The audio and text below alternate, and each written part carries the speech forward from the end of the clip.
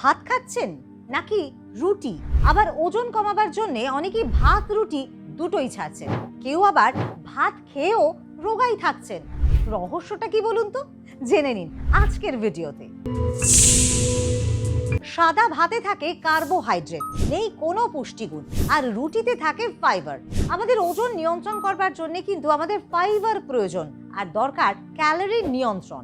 একটা বিষয় মাথায় রাখবেন যে আমাদের অল্প ভাত খেলে কিন্তু পেট ভরে না, কারণ ভাত খুব দ্রুত হজম হয়ে যায়। সে তুলনায় 2-3টে রুটি খেলে পেট কিন্তু বেশ ভরে যায়, আর রুটি যেহেতু হজম হতে সময় লাগে তাই পেট বেশ অনেকক্ষণ ভরা থাকে।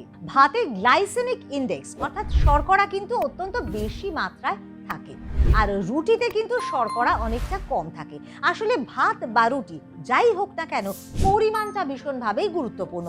কি পরিমাণে আপনি ভাত খাচ্ছেন, কি পরিমাণে আপনি রুটি খাচ্ছেন, সেটা কিন্তু অনেকটাই গুরুত্বপূর্ণ।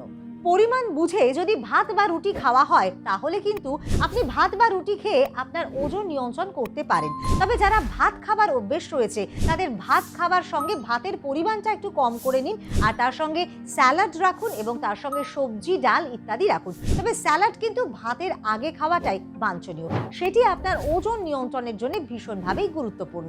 আর এই নিয়ম মেনেই যদি চলতে পারেন তাহলে কিন্তু আপনার ওজন থাকবে নিয়ন্ত্রণে, অথচ ভাত এবং রুটি সবটাই কিন্তু আপনি খেতে পারবেন। তবে মাথায় রাখবেন পরিমাণ বুঝেই আপনাকে ভাত বা রুটি সেটা কিন্তু নির্বাচন করতে হবে। আর এই ধরনের নানান হেলথ টিপস পাওয়ার জন্য আপনাকে অবশ্যই সাবস্ক্রাইব করতে হবে হেলথ প্লাস চ্যানেলটি, এবং আমাদের ভিডিওতে কমেন্টস করে কিন্তু জানাতে ভুল করবেন না আপনার মতামত।